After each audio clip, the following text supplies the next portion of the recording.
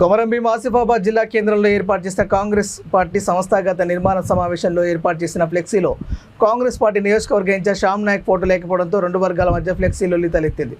దీంతో ఆసిఫాబాద్ నియోజకవర్గంలో రెండు వర్గాల పోరుతో కాంగ్రెస్ శ్రేణులు అయోమయానికి గురవుతున్నారు.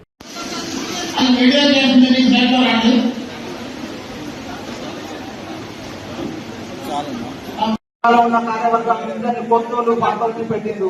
మరి శ్యామ్ నాయక్ వద్దని కూడా చెప్పండి, ఆయన పార్టీ పక్కన పెట్టచ్చు కదా. ఇక్కడ వ్యతిరేకత చూపించడం కరెక్ట్ కాదు కదా.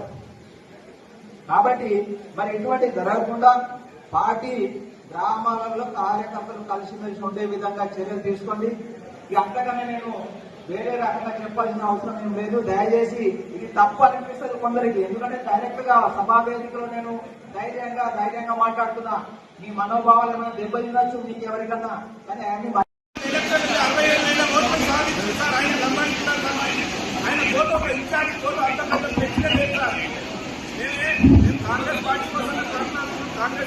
మరి ఈరోజు జిల్లా